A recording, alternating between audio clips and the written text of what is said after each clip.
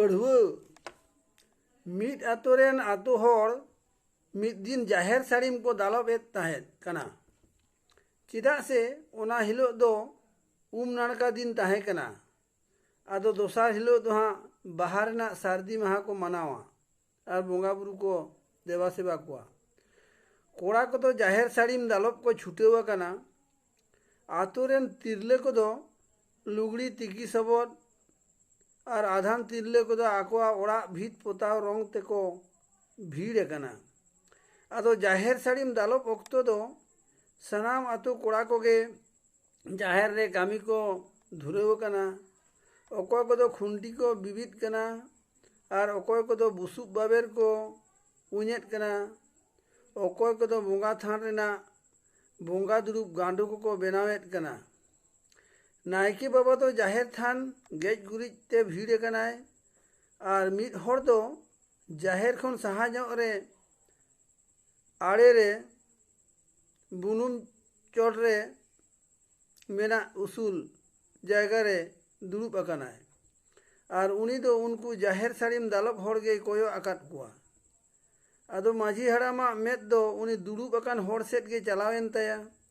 आदो माझी हराम दो उनी हर ठेने चलावेन ते आदो मेताय कना आम दो एनांग खन नुकु जाहेर साड़ीम दालब हर गेम कोयो आकात कुआ नोडे दुरुब दुरुब तो आम हो उनको जाहेर साड़ीम दालब गोड़वा को में चिदा से नोआ जाहेर मा सनाम होड़ा कान गे नोडे गे तो गापा दो आबोरेन बोंगा बुरु मारांग बुरु जाहेर एरा मोड़े को तुरुई को छिते के पूरे हिसी डुमनी और दाड़गी पुड़गी बन देवा सेवा आकोआ नोआरे आम हो कामी सहद एमोक में।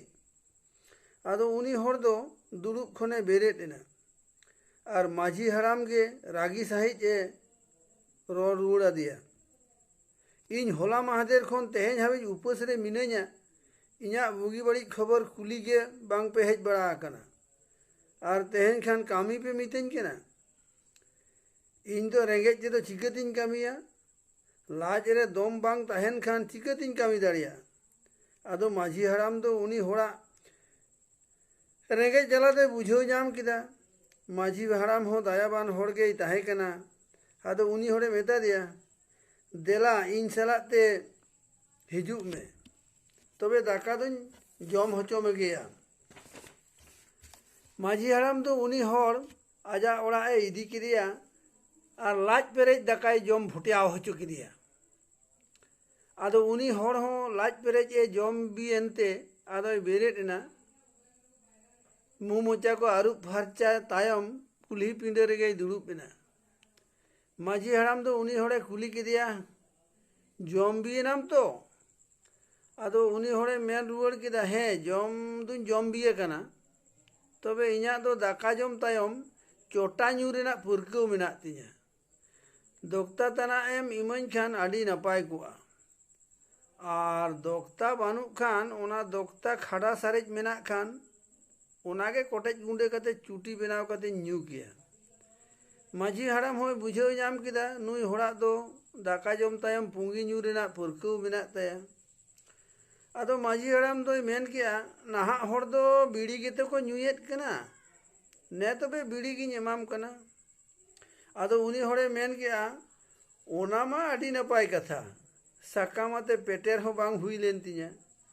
आदो उनी हर दो ओना बीड़ी गे धराव कते ᱧᱩᱧᱩᱭ धुरेवेना। आदो मिद घड़ी तायम माझी हराम उनी हड़े मेताय कना चलो ताहले जाहेर सेट गिलांग चला और आम हो जहाना कम सब गोड़ो कोआ कोड़ा को।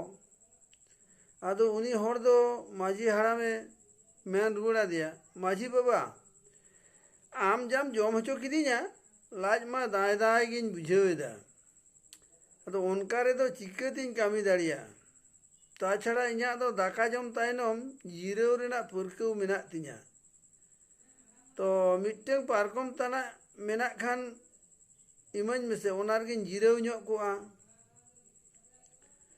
कामी निये तो आदो तायम तिन चिंते भावना किया बोया नोआ दुनिया हो आड़ी हाड़ा गया जहाँ जुदी दाएम एमाया उनी तो दाकाय खोजोआ और जहाँ जुदी दुड़ुब ठाव एमाया उनी दो गितिज बिछनाई खोजोगा। हर दो बहाना के को पांजा बड़ाया और अकोय दो कामी के को पांजा बड़ाया और अकोय को दो बांग कामी लगित बहाना के को तैयार दो का। जीवन रे अवसर जाम हर दो को कम गया तबे बहाना उदू लगित ते दो हजार हर मेना कुआ। कामियान हर दो उड़ुज पुटुज को छुटाव कुआ और बांग कामी हर दो हाहा नावा नावा को ढेसना बड़ाया। मा एनखान जोहार तेहेኛ ना पढ़ुआ कहानी दो नोडे के मुचाद एन तिजा सानाम को गे जोहार।